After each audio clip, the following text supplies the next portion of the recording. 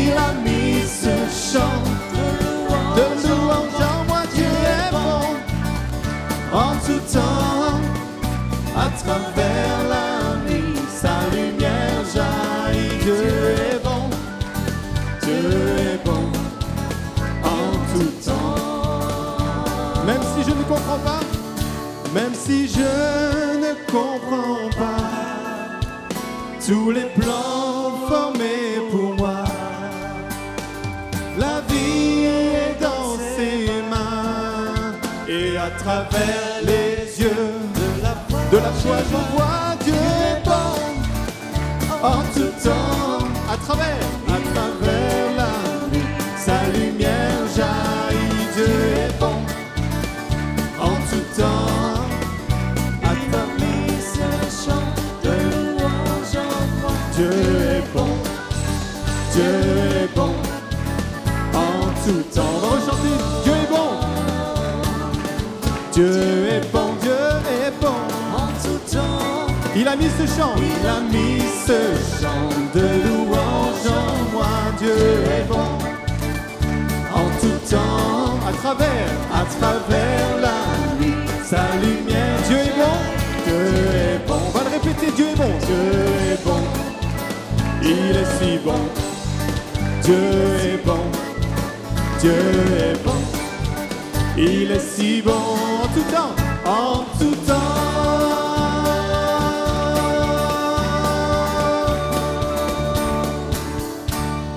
Ouvre les yeux de mon cœur,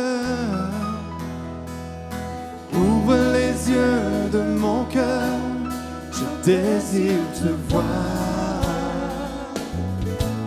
je désire te voir. Ouvre les yeux, ouvre les yeux de mon cœur, Père. Ouvre les yeux de mon cœur, je désire te voir. Je désire te voir. Élevé, élevé au plus haut des cieux, rayonnant de l'éclat de ta gloire. Répands ton amour et ta force, alors que nous chantons, tu es saint. Élevé, élevé au plus haut des cieux, rayonnant de l'éclat de ta gloire. Répands ton amour et ta force, alors que nous chantons, tu es saint. Ouvre les yeux, oh Seigneur, ouvre les yeux, ouvre les yeux de mon cœur. Ouvre les yeux de mon cœur, Seigneur, ouvre les yeux de mon cœur. Nous désirons te voir, je Seigneur, désire te voir. comprendre les richesses de ta gloire. Ouvre les yeux de nos cœurs, ouvre les yeux de nos cœurs. Je désire te voir, Seigneur, je désire te voir. Élevé, élevé au plus haut des cieux, élevé au plus haut des cieux. Rayonne de l'éclat de ta gloire. Répands ton amour et ta force, alors que nous chantons, tu es saint. Élevé au plus haut des cieux, rayonnant de l'éclat de ta gloire. Oh, répands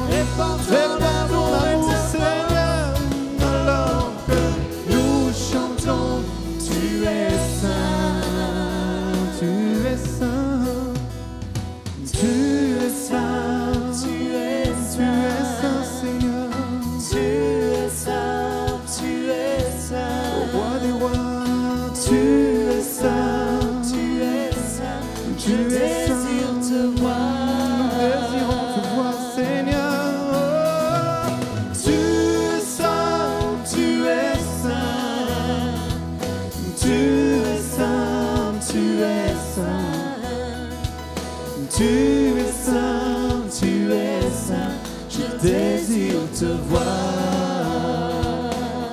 Ouvre les yeux de mon cœur. Ouvre les yeux de mon cœur. Ouvre les yeux de nos cœurs. Ouvre les yeux de mon cœur. Seigneur, nous désirons te voir ce soir.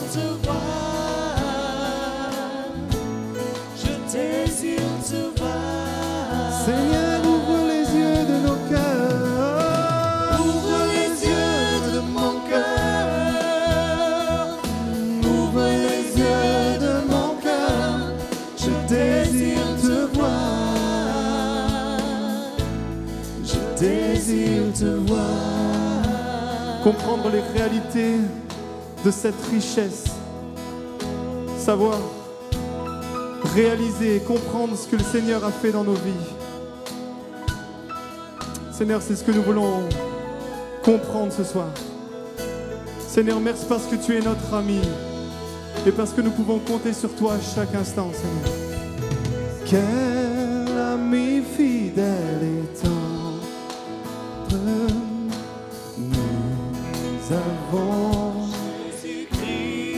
nous avons Jésus-Christ, toujours prêt à nous entendre, à répondre à notre cri.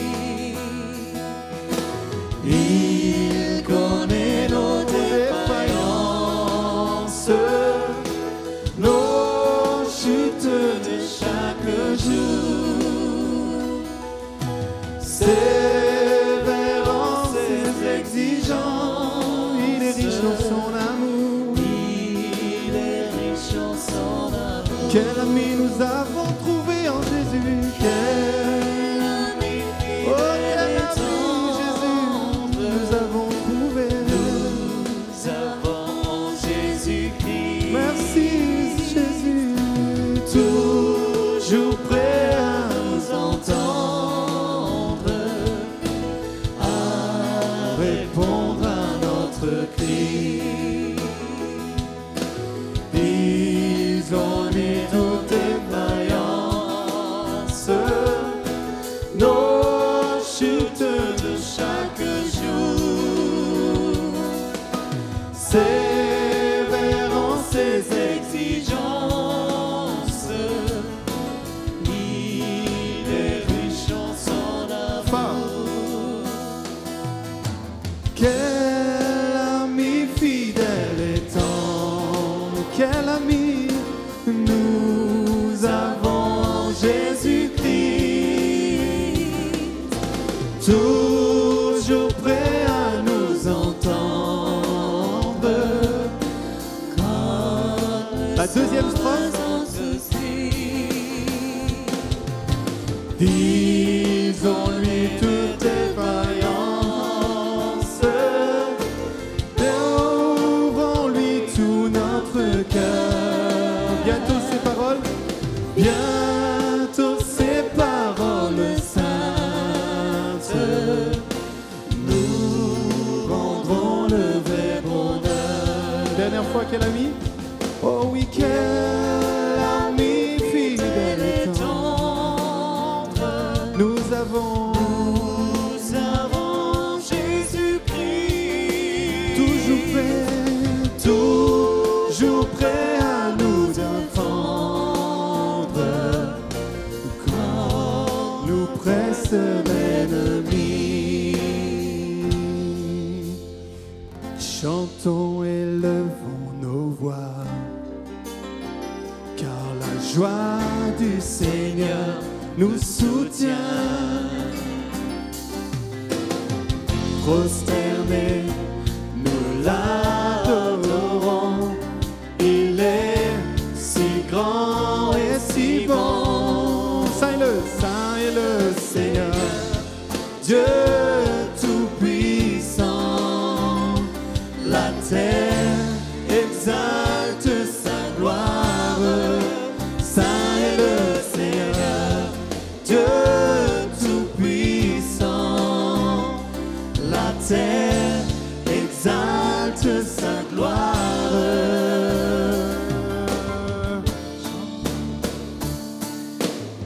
Chantons et levons nos mains, Levons nos mains ce soir. La joie du Seigneur nous soutient. Prosternés, prosternés, nous l'adorons. Il est si grand et si bon. Saint est le Seigneur, Dieu tout-puissant. La terre exalte sa gloire. Saint est le Seigneur, Dieu tout-puissant. La terre exalte. Chantons Saint est le Seigneur. Saint est le Seigneur, Dieu tout-puissant. La terre exalte sa gloire. Saint est le Seigneur, Dieu tout-puissant. La terre exalte sa gloire. La terre exalte sa gloire.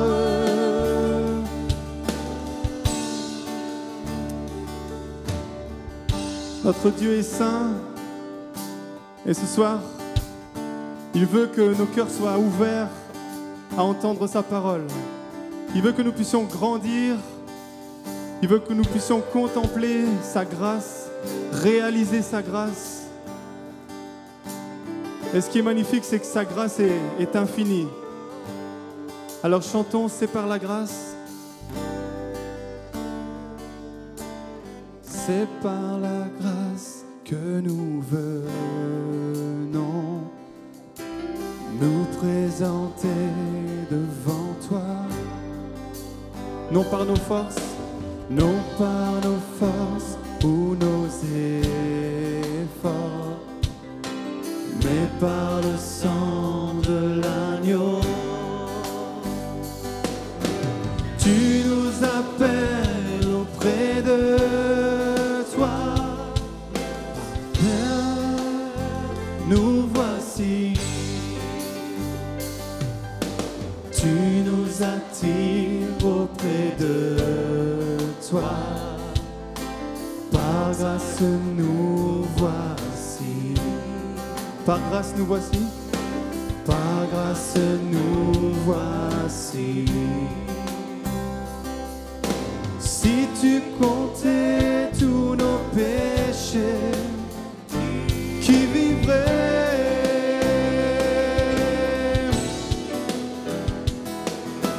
Mais nous entrons purifiés par le sang de l'agneau. Si tu comptais tous nos péchés, si tu comptais tous nos péchés, oui, qui vivrait? Mais nous entrons purifiés par le sang de l'agneau. C'est par la grâce. C'est par la grâce que nous venons nous présenter devant toi. Merci pour ta grâce, Seigneur, non par nos forces ou nos efforts, mais par le sang de l'agneau. Tu nous appelles auprès de Seigneur, nous voici, nous voici. Tu nous attires auprès de toi. Par grâce nous voici. Par grâce nous voici. Par grâce nous voici. Par grâce nous voici. Par grâce nous voici. Je viens dans ta présence, Seigneur de l'univers. Donne un peu d'importance rien n'a plus de valeur. Seigneur, nous sommes là devant toi. Je viens chercher ton Nous venons cœur, chercher ta face, chercher ton cœur. trouver ta volonté, me tenir prosterné En chantant tes louanges. Chantons, ton nom est grand, ton nom est grand. Ton nom est saint, ton nom est digne de louange. À toi l'honneur, à toi la gloire, à toi la puissance. Chantons ton nom est grand. Ton nom est saint, ton nom est digne de louange. À toi l'honneur, ta À face. toi la gloire, à toi la puissance et la force. Oh Jésus,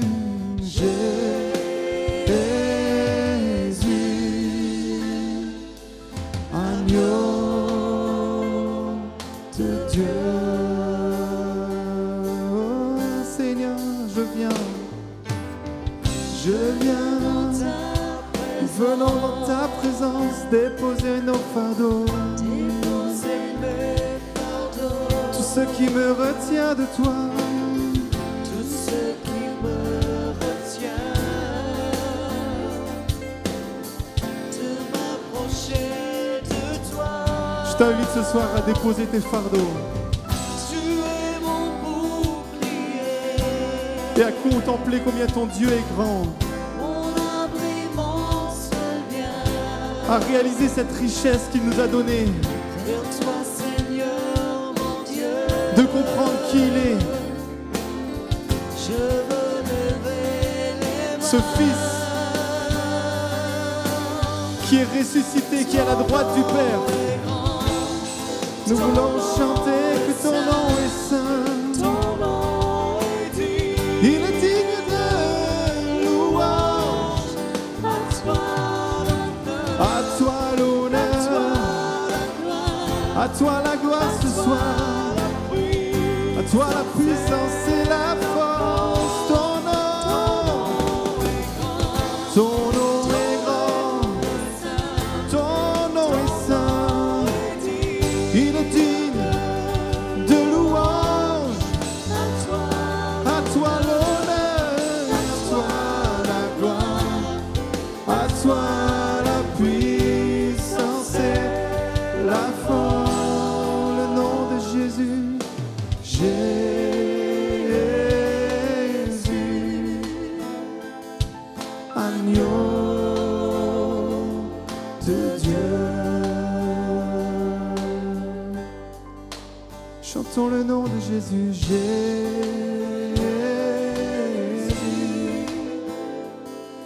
agneau de Dieu.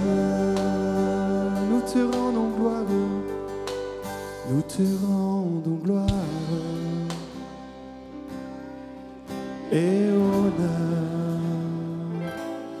Nous levons les mains, te louons. en exaltant ton saint nom. Nous te rendons gloire et honneur. Nous levons les mains parce que tu es digne de louange. En exaltant ton Tu es digne de gloire car tu es saint. Seigneur, tu fais des merveilles, tu fais des merveilles. comparable à toi. Nul n'est comparable à toi. Quand tu es grand, Dans ta présence, tu fais des merveilles. nous réalisons. Nul n'est comparable à toi. Nul n'est comparable à toi. Nous te rendons gloire Te rendre gloire et honneur. Nous levons les mains et te louons. On exalte ton Saint-Nom. comme une offrande, nous levons nos mains vers toi, Seigneur. Parce que tu es grand, parce que tu es bon, parce que tu es fidèle, parce que tes bontés se renouvellent encore aujourd'hui pour ce que tu as prédestiné. Seigneur, tu fais des merveilles, nul n'est comparable à toi. Nul n'est comparable à toi, car tu es grand. Seigneur, tu fais des merveilles, nul n'est comparable à toi. Nul n'est comparable à toi. Chantons tous ensemble, tu es grand. Seigneur, tu fais des merveilles, nul n'est comparable à toi. Nul n'est comparable à toi. C'est toi que nous voulons élever ce soir. C'est toi que nous voulons proclamer. Nul n'est comparable à toi. Alléluia. Nul n'est comparable à toi. Sola mama yara shila ya baba. Kola baba yara shila ya baba. Je veux être en sa présence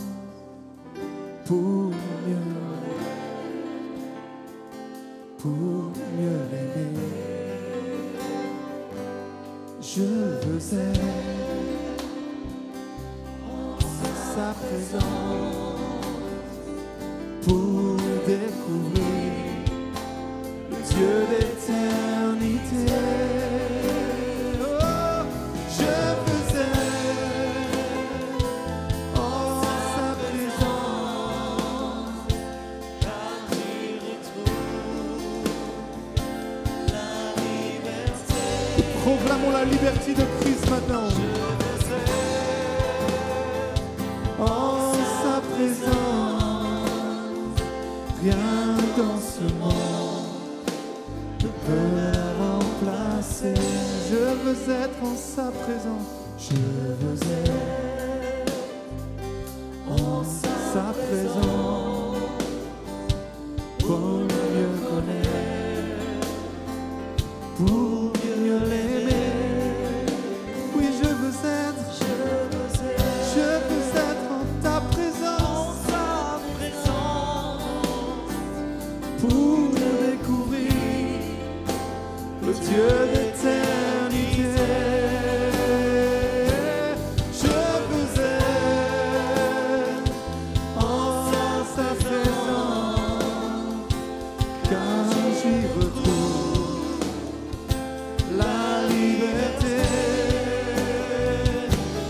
Je veux être en ta présence, rien dans ce monde ne peut la remplacer. Disons-lui toute ma vie, toute ma vie, La donner pour toi. Toute ma vie au pied de la croix.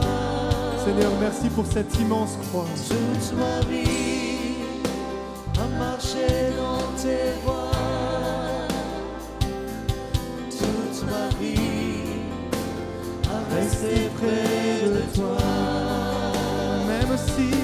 Même si la tempête fait rage et que les vents Me font perdre courage. je m'appuie Je m'appuie sur le rocher. Aucune montagne ne pourra m'arrêter. toute ma vie. La donner pour toi.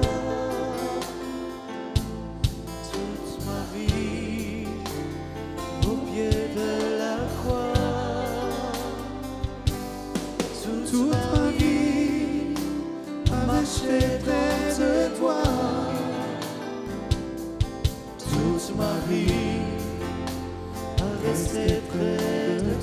Chantons toute ma vie. Toute ma vie. Adoré pour toi. Chantons toute ma vie. Toute ma vie. Au pied de la croix. Oh, toute ma vie. Toute ma vie. À marcher dans tes voies. Toute ma vie. À rester près de toi. Toute ma vie, Seigneur. Alléluia. Seigneur, vous touchez quelqu'un ce soir, vous êtes venu, vous souffrez du foie, votre situation est grave. Votre situation est extrêmement sérieuse. S'il n'y a pas une intervention de la part de Dieu, eh bien vos jours sont comptés. Mais le Seigneur vous dit ce soir, si tu te repens, si tu viens à moi, tout d'abord, je te donnerai la vie éternelle. Et la vie éternelle, c'est que tu me connaisses, moi, le seul et le vrai Dieu. Deuxièmement, je ferai ce que personne ne peut faire pour toi. Je prolongerai les jours des années de ta vie. Je les prolongerai. C'est moi qui vais étendre ma main sur toi. Mais je t'appelle d'abord à venir vers moi. Il y a également une dame, madame, vous êtes là pour la première fois, vous avez vécu un drame, vous étiez mariée, et votre drame à vous, c'est la manière dont votre mariage a été brisé. Votre mari est parti, vous a abandonné avec quelqu'un de bien plus jeune que vous.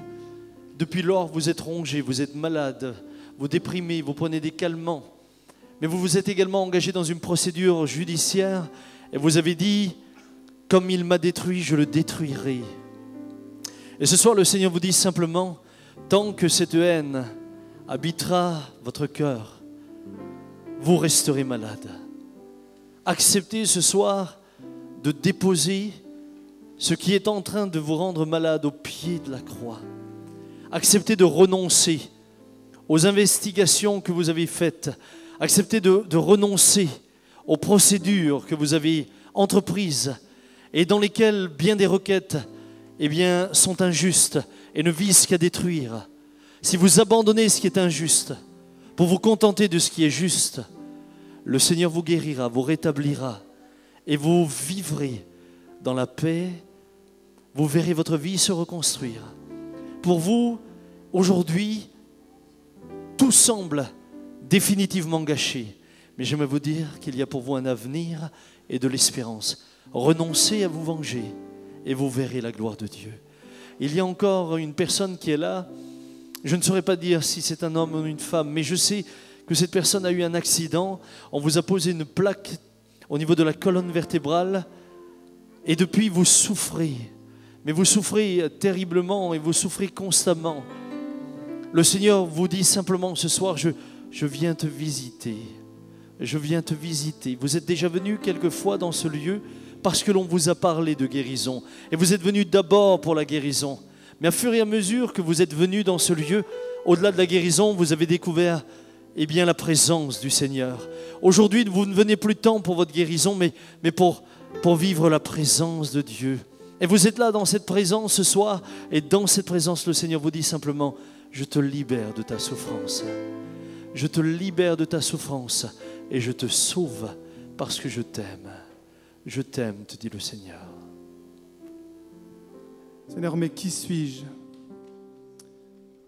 Qui suis-je pour que tu t'intéresses à moi? Quand je t'appelle, toi tu réponds.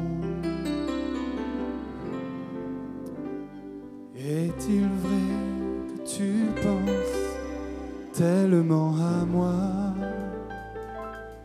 que tu m'aimes? Quelle grâce, quelle grâce.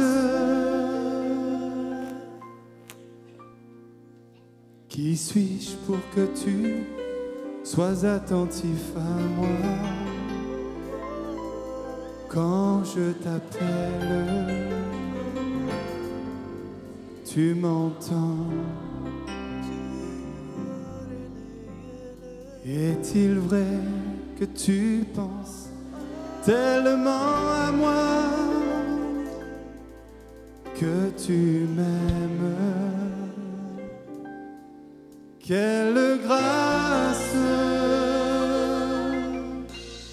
quelle grâce.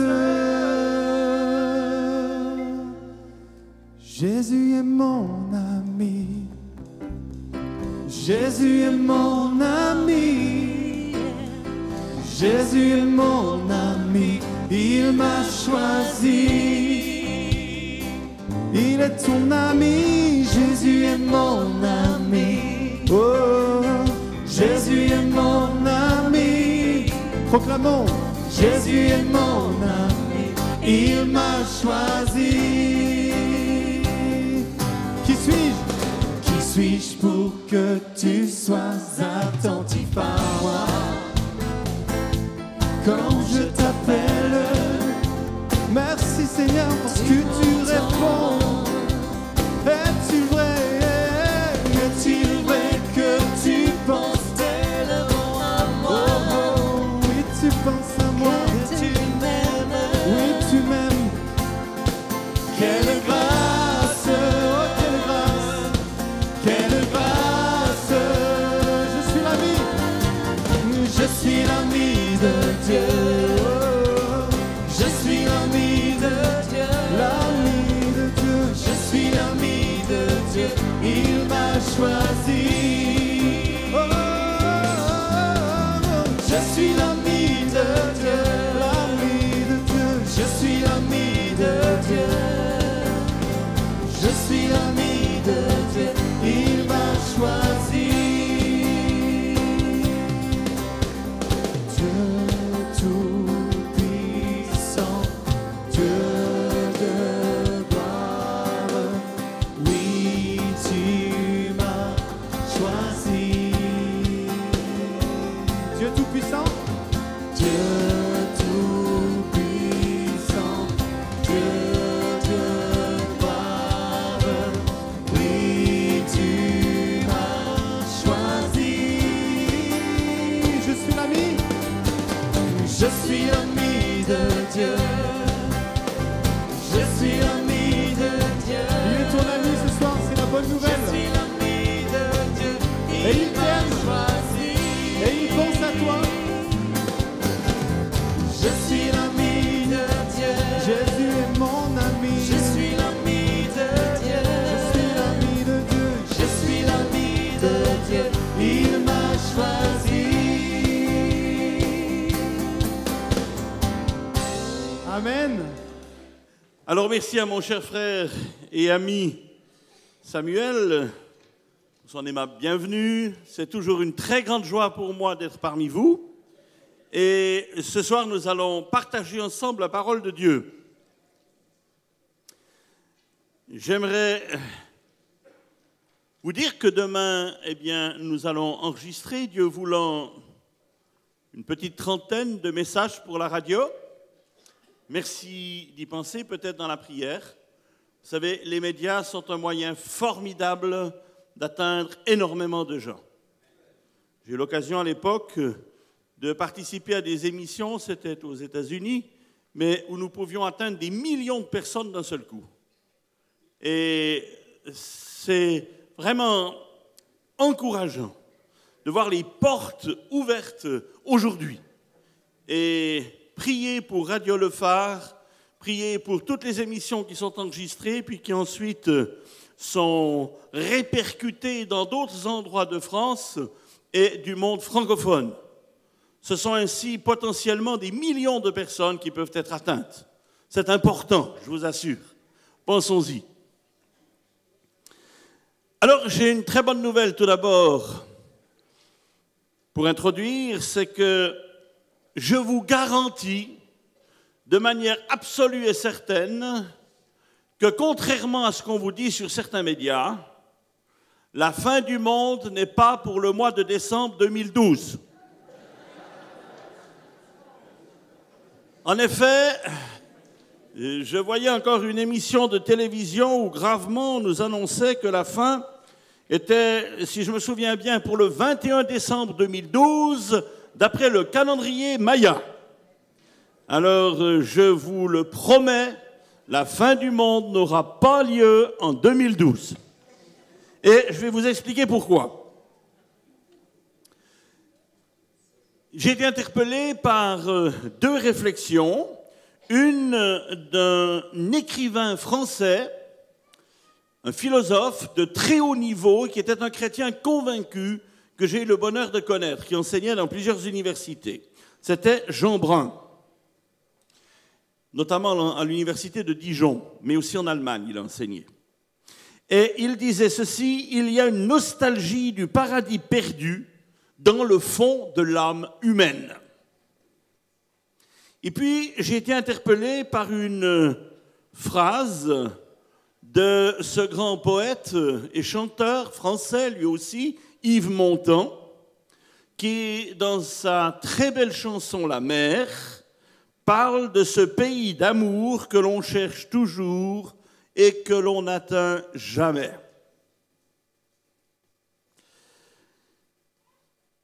Alors, je crois que ce pays d'amour, ce paradis, eh bien, il a un écho dans la prophétie biblique. Et j'aimerais vous parler ce soir d'un thème peut-être très inhabituel pour plusieurs d'entre vous, mais c'est un thème pleinement biblique, c'est celui du millénium. Qu'est-ce que c'est le millénium ? Eh bien, il est clairement annoncé dans le livre de l'Apocalypse au chapitre 20, dans les versets 1 à 4, qui nous dit que Jésus-Christ va revenir sur cette même terre où il a été rejeté et méprisé. Eh bien, il régnera et il sera adoré. C'est alors que sur cette terre, tout genou ploiera des êtres célestes, terrestres et infernaux, et que toute langue confessera que Jésus est Seigneur à la gloire de Dieu le Père. Alors, je voudrais vous donner quelques éléments de cette magnifique perspective qui est devant. Il y a tellement de mauvaises nouvelles dans nos médias, n'est-ce pas? Mais là, je voudrais vous en apporter une très bonne ce soir. Tout d'abord, le millénium, cette période de paix, de justice, de bonheur, de prospérité sans égale sur la terre, sera inaugurée lors du retour personnel, visible, glorieux de Jésus-Christ. Il nous est dit qu'il enverra ses anges arracher et ôter tout ce qui est mauvais sur cette terre. Matthieu 13, verset 41, « Le Fils de l'homme enverra ses anges qui arracheront de son royaume tous les scandales et ceux qui commettent l'iniquité. » Alors une excellente nouvelle attachée à cette parole de Dieu, c'est que ce n'est pas le mal qui aura le dernier mot. Deuxième vérité glorieuse. Le millénium verra la conversion massive de millions de Juifs au retour de Christ. Et puis, dans les temps qui précéderont le retour en gloire, parce qu'il y a l'enlèvement de l'Église que nous attendons, et puis toute une série d'événements qui sont annoncés depuis le chapitre 4 du livre de l'Apocalypse, à peu près jusqu'au chapitre 18, 19, et ensuite le retour de Jésus-Christ pour régner, en particulier dans Apocalypse 20. Eh bien, au retour de Jésus-Christ, il posera ses pieds sur le mont des Oliviers. Un jour, je parlais avec une jeune femme qui faisait des études très brillantes à l'université de Genève. Et alors, elle était juive, une juive convaincue, et nous avons passé, je pense, 4 heures à parler. Je n'ai utilisé que le Tanakh, c'est-à-dire l'Ancien Testament, pour lui présenter le Messie, Yeshua Mashiach, Jésus le Messie. Et bon, elle est repartie à l'issue de ces heures de discussion, apparemment pas encore tout à fait convaincue. Bon. Et un des arguments que j'ai utilisé, c'est de lui dire, mais savez-vous que Yahweh, ou Adonai, puisque normalement on ne prononce pas le nom de Dieu, chez les Hébreux pieux, on dit plutôt Adonai, on lit Yahweh, c'est son nom, mais on dit Adonai, c'est-à-dire Seigneur. Et savez-vous que Adonai a des pieds? Dieu a des pieds. Alors je vois la stupéfaction de cette juive qui me dit, quoi? Dieu a des pieds? Mais Dieu est esprit. Je dis, non, Dieu a des pieds. Elle me dit, c'est pas possible. Je dis, oui, c'est dans le Tanakh. Mais où dans le Tanakh? Et nous avons lu ensemble dans le livre, bien sûr, du prophète Zacharie, qui annonce en particulier en Zacharie 14 que l'Éternel posera ses pieds sur la montagne des Oliviers lorsqu'il reviendra. Et je lui ai dit, voyez, il n'y a qu'une seule possibilité pour que l'Éternel ait des pieds, c'est que l'Éternel s'incarne. C'est donc bien Jésus-Christ, Yeshua Mashiach, qui reviendra et qui sera l'Éternel revenu et régnant. Là, alors, elle a vraiment eu un choc.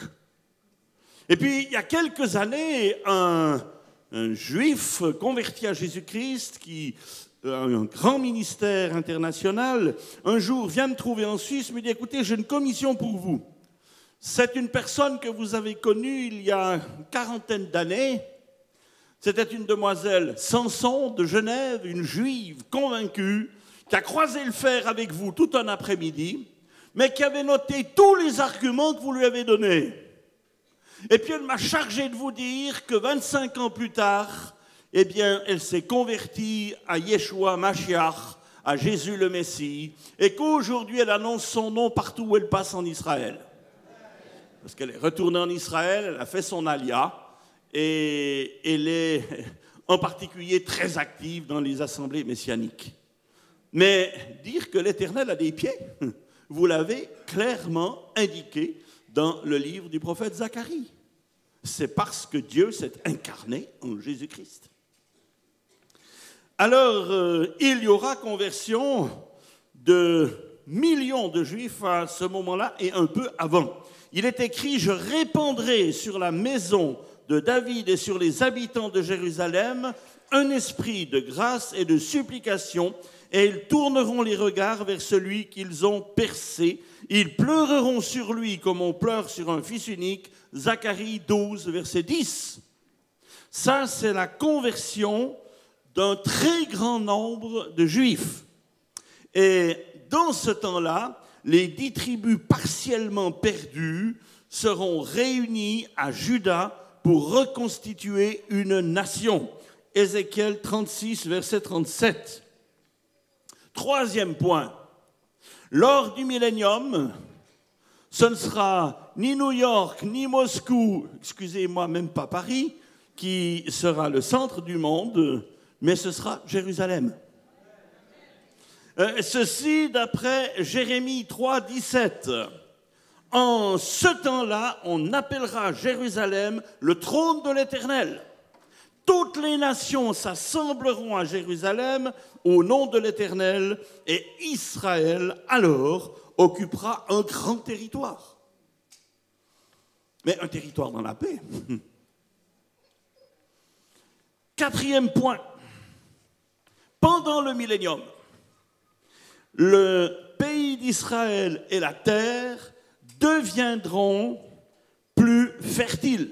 Ézéchiel 34, 26 à 27 et 29 nous dit « J'enverrai la pluie en son temps, et ce sera une pluie de bénédiction. L'arbre des champs donnera son fruit, et la terre ses produits. J'établirai une plantation qui aura un grand renom. » C'est le règne végétal. Le millénium verra une fantastique restauration écologique. On est dans l'actualité. Il y a eu Copenhague, hein, qui, disons, Ça dépend. Si vous êtes optimiste, c'est un demi-succès. Si vous êtes pessimiste, c'est un demi-échec. C'est quelque chose comme ça. Mais quand Jésus reviendra, alors je vous assure que ce sera un total succès. Et là, vous aurez une restauration écologique globale, radicale, et qui sera vraiment quelque chose d'extraordinaire. Il nous est promis par la parole de Dieu que ce sera quelque chose même de stupéfiant. Il y a plusieurs textes dans ce sens. 5e point, cette restauration écologique s'étendra à tout le monde animal. Et il y aura des changements. La création sera affranchie de la servitude de la corruption pour avoir part à la liberté de la gloire des enfants de Dieu. Une création libérée de toutes les conséquences de la chute. Ça, c'est formidable. C'est Romains 8, 21. Et la libération sera telle que l'Écriture nous dit, puis je ne crois pas que c'est seulement symbolique, je crois que ce sera très concret, que le loup même paîtra avec l'agneau, que le lion sera végétarien, qu'il n'y aura plus de crainte à avoir, même si un petit enfant joue avec des serpents, eh bien ces serpents ne le mordront plus. C'est Ésaïe 65, 25. Alors exactement le mécanisme qui se produira, je n'en ai pas toutes les clés, mais je sais qu'on a un Dieu qui a créé l'ADN et qui est parfaitement capable d'intervenir au niveau de l'ADN des animaux pour le changer dans le sens qu'il a indiqué. Pas un grand problème pour notre Dieu, croyez-moi. De plus en plus, d'ailleurs, les êtres humains agissent dans le domaine de l'ADN qui est dans nos cellules et qui détermine ce que nous sommes, hein, depuis la couleur de nos yeux, de nos cheveux, la forme de notre nez et tout et tout. Si l'homme y arrive de plus en plus, croyez-moi, Dieu y arrivera encore mieux. Et cela viendra. Ensuite, on a un 6e point, un point formidable, la réalisation de ce que l'ONU, malgré tous ses efforts, n'est jamais arrivé à faire et n'arrivera pas, c'est Michée 4.3, une nation ne tirera plus l'épée contre une autre et l'on n'apprendra plus à faire la guerre. Plus de guerre, la paix enfin. Une paix totale, une paix radicale, absolue. Il n'y aura même plus aucun problème de violence. C'est bien, ça, vous ne trouvez pas? Je trouve que c'est extraordinaire. Je trouve que c'est extraordinaire. La paix, enfin. Cette paix à laquelle l'être humain aspire tellement, à laquelle les nations aspirent, il y a tellement d'efforts et qui échouent toujours, qui finissent toujours par échouer. En particulier, notamment, évidemment, la paix au Moyen-Orient. Que de plans de paix depuis 60 ans. Tous les présidents américains, si vous avez un peu observé, sont tous arrivés au départ avec un plan de paix. Et j'en suis convaincu, avec beaucoup de bonne volonté, et j'en suis certain, très généralement, avec beaucoup de sincérité. Et à chaque fois, sans exception, toujours, de nouveau, c'est l'échec. Pourquoi? Mais moi, je vais vous le dire. Ça fait des années, d'ailleurs, que je le pense, parce que j'ai été plusieurs fois au Moyen-Orient. J'ai été des deux côtés. J'ai parlé avec des Israéliens plusieurs fois avec des Palestiniens, entre autres, mais aussi des Jordaniens, etc. Et il n'y a que le prince de la paix qui pourra amener la paix. C'est l'évidence. Quand vous allez là-bas et que vous entendez ce que l'on vous dit, vous vous rendez compte qu'au plan humain, c'est impossible. Mais le prince de la paix, lui, donnera la paix. Et elle viendra, cette paix. La paix viendra. Paix aux hommes de bonne volonté, n'est-ce pas? ça viendra. Mais pour ça, il faudra que le prince de la paix change les cœurs. Et c'est alors que les cœurs seront remplis de bonne volonté. Un 7e point, c'est que dans le millénium, la longévité humaine sera grandement augmentée. Ce ne sera pas encore le royaume éternel, hein, ce ne sera pas encore la nouvelle terre. Parce qu'alors, dans les cieux et la nouvelle terre, là, on ne mourra plus, ce sera l'état éternel, ce sera définitivement, totalement et absolument parfait, alors qu'il y aura encore ici et là des marques d'imperfection dans le millénium, ici et là, à certains niveaux. Par exemple, eh bien, dans ce domaine-là, il est dit en Isaïe 65, 20, « Il n'y aura plus ni enfant ni vieillard qui n'accomplissent leur jour, celui qui mourra à 100 ans sera jeune. » Alors, on mourra encore au millénium, mais la longévité humaine sera considérablement allongée. Et certainement dans des conditions qui seront bien meilleures que celles d'aujourd'hui, dans tous les cas. Donc un homme de 100 ans, un jeune homme, au millénium. Intéressant, hein? Un 8e point, et qui évidemment explique dans une mesure, dans une large mesure, tout ce qui a précédé et ce qui suivra aussi, que je vais essayer de vous dire, c'est que lors du millénium, Satan sera lié et jeté dans l'abîme et il y sera tenu enfermé, captif. C'est ce qui explique pourquoi la situation changera tellement. Apocalypse 20, versets 2 à 3.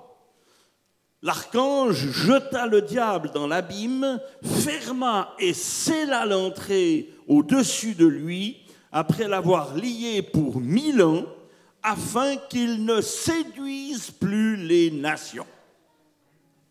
Et il n'y aura plus ce prince des ténèbres avec ses multitudes de démons pour tenter et faire tomber l'être humain. Et ça va changer les choses d'une manière extrêmement radicale. D'accord ? C'est une bonne nouvelle aussi. Et ça vient. Ça vient. Vous savez, il y a tellement de signes, de choses qui s'accomplissent et qui, à mon sens, pointent vers le retour de Jésus-Christ. Alors, je n'ai déjà fait une petite allusion. Un retour en 2 phases. La première phase, c'est l'enlèvement de tous les vrais chrétiens. Tous ceux qui ont la nature de Christ en eux seront enlevés à la rencontre du Seigneur dans les airs, comme cela est dit dans 1 Thessaloniciens 4, exactement comme un aimant qui s'approche du sol, les pierres, le bois, etc., restent sur le sol, mais tout ce qui aura la nature de l'aimant, le métal va être attiré par l'aimant. Ainsi, Jésus-Christ sera l'aimant qui attirera à lui tous ceux qui ont sa nature. Et puis, il y a ensuite la grande tribulation, toute la série des grands jugements de l'Apocalypse. Il y a les 7 sceaux, les 7 trompettes, les 7 coupes de la colère de Dieu. Et à la fin, Jésus-Christ qui revient pour instaurer le règne de paix et de justice ici-bas. 7e caractère, voilà, on vient d'en esquisser quelque chose, c'est que les lois du millénium seront une administration de parfaite justice. Et il n'y aura plus aucune injustice ici-bas dans la gouvernance du monde, parce que le maître suprême et absolu sera Jésus-Christ, le juste par excellence. Ésaïe 32, verset 1 nous dit « Alors le roi régnera selon la justice et les princes gouverneront avec droiture. » Droiture. alors il y aura beaucoup plus qu'un discours, il y aura une réalité de profonde justice et vérité dans la manière de gouverner. Et alors sera accomplie la béatitude et promesse de Jésus, bienheureux ceux qui ont faim et soif de justice. Ce temps vient, mes amis, et c'est assurément une bonne nouvelle. Alors, je disais bien, les signes se multiplient. Ce qui vient de se passer et qui est particulièrement effroyable à Port-au-Prince et à Haïti fait quand même écho à cette prophétie de Jésus. Il y aura de grands tremblements de terre en divers lieux. Et ne croyons pas, chers amis, que c'est forcément toujours à des milliers de kilomètres. Je rappelle quand même qu'au XVe siècle, Bâle a été rasé par un tremblement de terre. Bâle, ce n'est pas à des milliers de kilomètres. Et on peut penser que l'Alsace a dû aussi souffrir à cette époque. Oui. Il y aura de grands tremblements de terre en divers lieux. Et je crois que les événements sont là pour nous montrer que l'époque que nous vivons est une époque extrêmement sérieuse. Dieu nous avertit de ce qui vient, pas pour nous faire peur, pas pour nous tourmenter, mais pour nous préparer, exactement, pour que nous soyons prêts pour le moment du retour de Jésus, et puis pour que nous soyons actifs en attendant ce retour. Que nous accomplissions la tâche qu'il attend de nous. Nous avons été sauvés pour servir le Dieu vivant et vrai et pour attendre des cieux son Fils qui vient.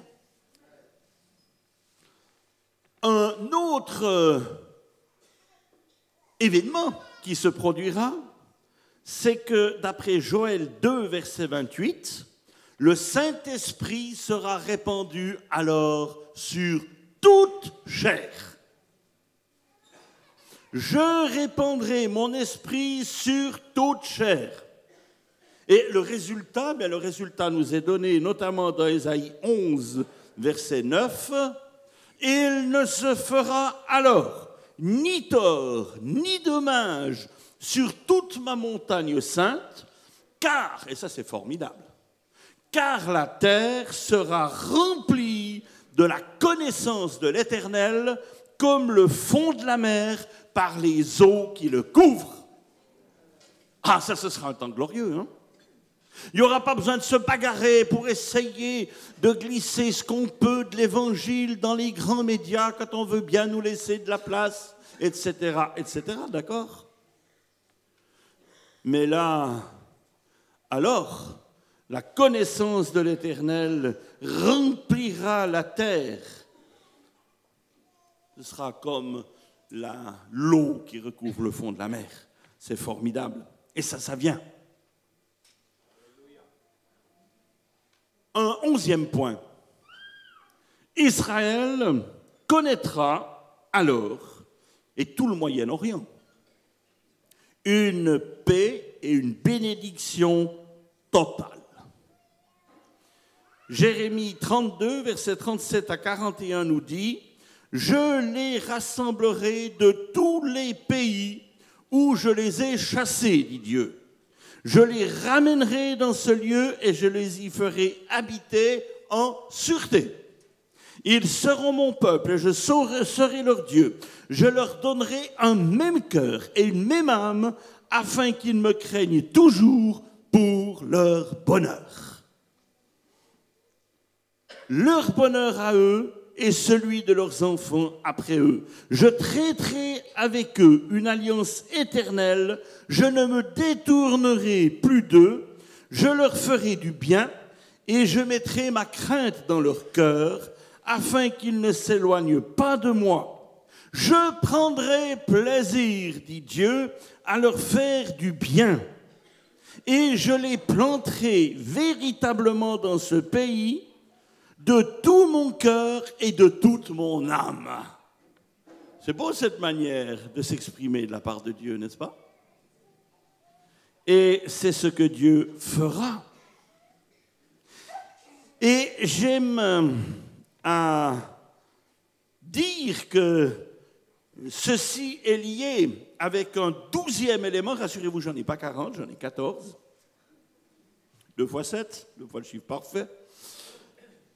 Le 12e, c'est que pendant le millénium, toutes les nations du monde seront bénies, et notamment et en particulier et d'une manière spéciale, l'Égypte et la Syrie. Je pense que c'est la Syrie, c'est-à-dire ce qui recouvrait l'ancien empire assyrien, qui correspond à beaucoup plus que juste la Syrie actuelle, y compris une bonne partie de l'Iran, la Turquie, etc., Jordanie, etc. Parce qu'il est écrit en Ésaïe 19, versets 23 à 25, « Il y aura une route d'Égypte en Assyrie, les Assyriens iront en Égypte et les Égyptiens en Assyrie, et les Égyptiens en ce temps et les Assyriens serviront l'Éternel. Israël sera, lui, 3e, uni à l'Égypte et à l'Assyrie, et ces pays seront l'objet d'une bénédiction. L'Éternel des armées les bénira en disant « Béni soit l'Égypte, mon peuple, et l'Assyrie, œuvre de mes mains, et Israël, mon héritage. » Donc un Moyen-Orient complètement transformé, béni à l'extrême et objet de bénédiction pour le monde entier. Ça, c'est quelque chose, vous ne trouvez pas? Depuis 60 ans, on ne peut pas dire que c'est exactement le cas. Mais ça le sera. Cela vient. J'entends encore le cher papa Albert Burkhardt nous enseigner quand j'étais un jeune homme, et puis qui nous disait à l'époque, vous savez, quand viendra le grand réveil d'Israël, viendra, parce que c'est Israël en hébreu, viendra aussi le grand réveil d'Ishmaël, c'est-à-dire les Arabes. Et derrière les Arabes, l'islam. Il y aura des millions, moi je pense des centaines de millions de musulmans qui reconnaîtront en Jésus-Christ enfin le Fils de Dieu, et pas seulement un prophète. Mais je voudrais vous dire, il y a plein de signes sensationnels. J'aimerais vous donner des bonnes nouvelles ce soir. Encore une fois, on en entend tellement de mauvaises. Je lisais récemment qu'on estime qu'il y a au moins entre 200 et 300 000 juifs messianiques aujourd'hui. Et qu'il n'y a jamais eu, à part peut-être au 1er siècle, autant de conversions de juifs à Jésus leur Messie qu'aujourd'hui. Mais une autre nouvelle formidable, et que je tiens d'un homme qui a été professeur d'histoire de l'islam à la grande université islamique d'Égypte, Al-Azhar, qui est la grande autorité, et qui écrit dans un journal dont j'ai un exemplaire avec moi, il dit « Il n'y a jamais eu autant de conversions au christianisme dans l'islam que depuis le 11 septembre 2001. » Et il ajoute « En réalité, il y a eu dans ces 9 dernières années davantage de conversions au christianisme de la part de musulmans qu'il n'y en a eu au total dans les 200 ans qui ont précédé. » Et ce n'est pas quelqu'un qui veut à tout prix faire plaisir. Bon, c'est quelqu'un qui a reconnu, c'est vrai, en Jésus le Fils de Dieu et qui s'est converti à l'Évangile. Mais c'est un homme extrêmement bien informé. Extrêmement bien informé. Alors, bien sûr, il y a beaucoup de persécutions. Il y a beaucoup de forces contraires à l'Évangile, naturellement, on le sait tous. Mais Dieu est en train de nous donner des signes extrêmement encourageant de ce qui vient, mes amis. Et ce qui vient, c'est bien. C'est ce temps où Dieu aura le dernier mot. D'abord dans le millénium, puis il y aura un très court temps de choix ultime où Satan sera délié. Il arrivera à séduire une partie des habitants de la terre, de ceux sans doute qui seront nés pendant le millénium, alors avec un ultime jugement, destruction des cieux et la terre d'aujourd'hui, de maintenant, et création de nouveaux cieux et de nouvelles terres où alors le mal ne pourra plus jamais entrer. Et là, ce sera la victoire finale et définitive à laquelle tous les croyants participeront, bien sûr. Donc, c'est un avenir de victoire que je vous annonce. C'est un avenir de gloire dans le triomphe total de Jésus-Christ. Et je vous annonce ce temps où finalement Dieu sera tout en tous, comme cela est écrit. Maintenant, nous sommes appelés à donner la première place à Dieu dans notre vie, mais alors il aura toute la place. Et ce temps vient. Un 13e point. Jérusalem sera reconstruite ainsi qu'un nouveau temple. Ézéchiel 40, versets 1 à 47 nous en parle. On a Ézéchiel 43, verset 2, etc. Il y a toute une série de textes, là notamment dans Ézéchiel, mais pas seulement. La gloire du Dieu d'Israël s'avançait de l'Orient. Sa voix était pareille au bruit des grandes eaux, et la terre resplendissait de sa gloire. Et au verset 5, la gloire de l'Éternel remplissait la maison, le temple. Et puis alors, quelque chose de très beau, et moi je ne peux pas m'empêcher d'y voir un clin d'œil aux Palestiniens, parce qu'ils existeront à ce moment-là. Et qu'est-ce qu'il est dit? Ézéchiel 47, verset 23, c'est à la fois un ordre et une prophétie. Vous donnerez à l'étranger son héritage dans la tribu où il séjournera, dit le Seigneur l'Éternel.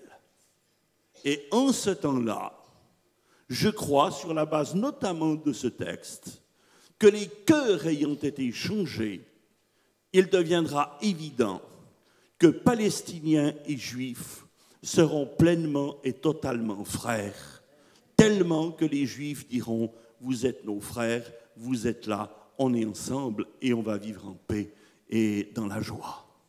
Et ça vient. La joie partagée dans le Seigneur des Palestiniens et des Juifs sur cette terre aujourd'hui encore tellement disputée. Là où il y aura eu tellement de haine, il y aura un débordement d'amour et de pardon. Il y aura les fleurs de la réconciliation et d'une joie éternelle. Là même où il y aura eu la haine, tellement de sang et tellement de larmes.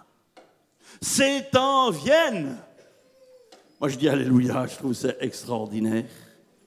Vous donnerez à l'étranger son héritage dans la tribu où il séjournera, dit le Seigneur l'Éternel.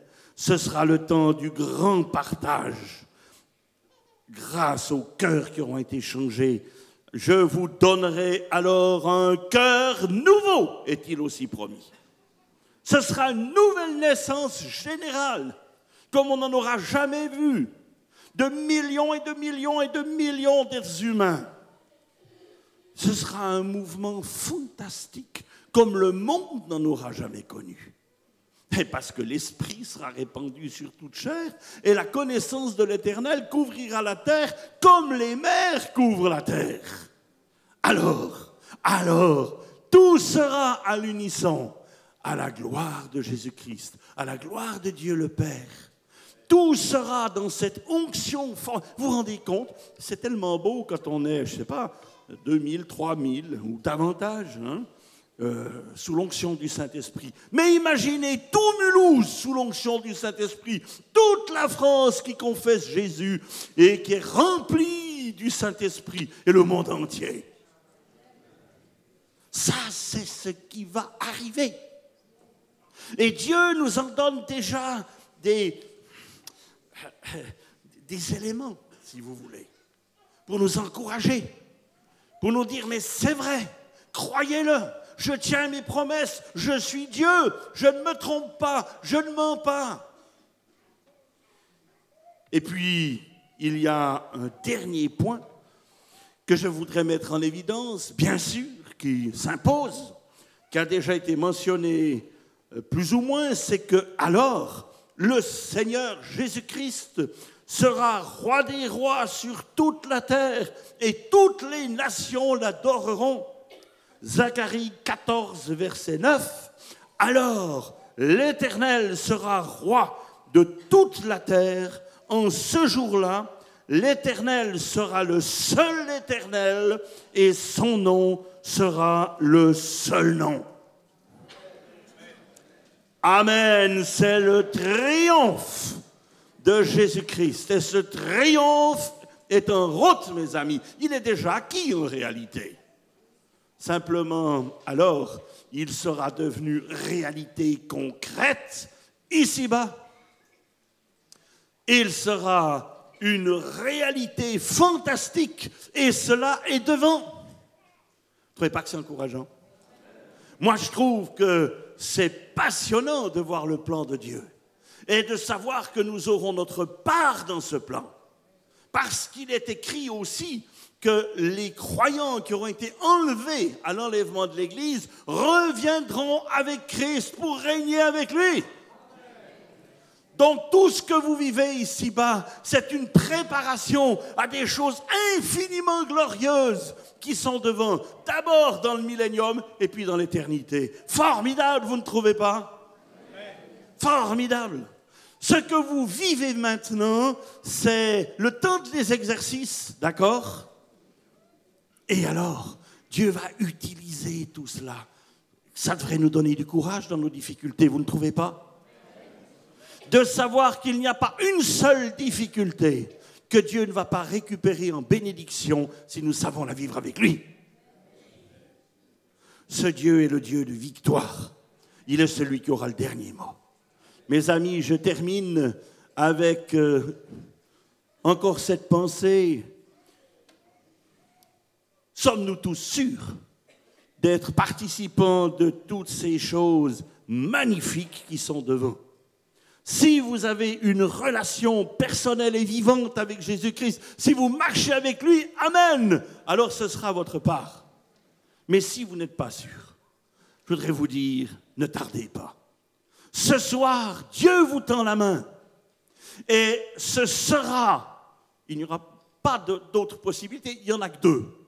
C'est où nous recevons Jésus-Christ comme Seigneur et Sauveur.